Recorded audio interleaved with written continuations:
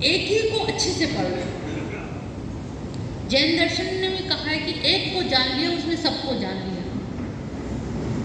तो वही है कि अगर हमने एक को अच्छे तरह से जान लिया, अब हम जगह जगह घाट घाट का पानी पिए, जगह जगह हम घूम रहे हैं, तो कहने को तो हम विदाउट वर्क बिजी हैं, इतने बिजी हैं कि टाइम ही नहीं मिलता। आज उस मंदिर में गए, आज उस मंदिर में गए, फिर उनको ये किया, फिर यहाँ किया, फिर वो किया, इतने बिजी कि हमसे ज़्यादा व्यस्त कोई है ही नहीं। लेकिन ये धावकता, ये दौड़ कब तक रहेगी? अब ठौर बैठने का टाइम आ गया है, एक जगह बैठने का समय आ गया है। बुद्ध जब गुजर रहे थे, उंगली मार जो इतना दुष्ट था, उंगली काट काट कर, तो वही बोले, सबने कहा बुद्ध से कि अरे वो उंगली काट लेता है, कहने कोई बात नहीं, है तो इंसान ना। दूर से कहा कि ठहरो, कैसे हिम्मत हो गई तुम्हारी यहाँ तक आने की? उन्होंने कहा बुद्ध ने, मैं तो ठहर जाऊंगा, लेकिन तू कब ठहरेगा?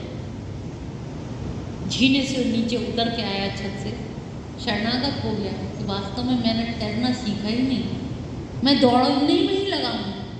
उसने शिष्यत्व ग्रहण कर लिया, शिष्य बन गया। अब बारी हम लोगों के ठहरने की है, दौड़ने की नहीं। शरीर भी अब काम नहीं दे रहा इतना, शरीर भी एक ठौर बैठ जाओ तो कुछ कमाई कर लोगे, नाम धन कमा लोगे। भागा दौड़ी में तो कोई नाम धन नहीं, ड्राइवर आया कि नहीं, कितने बज गए, कब से कितने बजे तक है, इतनी आपाधापी की जिंदगी में आप वहाँ तक पहुँच नहीं पाओगे। तो जब तक हम ठौर नहीं बैठेंगे, एक जगह बैठना नहीं आएगा, तब तक हम कृष्ण को नहीं पा पाएंगे। भागते दौड़ते जो भी काम कर रहे हैं उनके काम करें, अनासक्त भाव से करें और उन्हीं के भाव में लवलीन होकर के करें। इस भाव से ये शरीर हमारा क्षेत्र है, ये हमारा 13वां अध्याय प्रारंभ होता है, समाप्त होता है।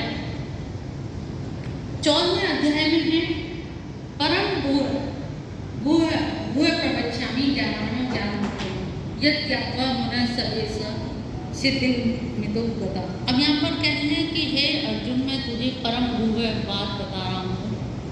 तो हंसी आती है कि अभी तक क्या बता रहे थे इधर से 13 अध्याय तक तुम क्या बता रहे थे, अब परम भूय बात बताने अभी शेष रह गया। सोचो अब तक कर क्या रहे थे तुम?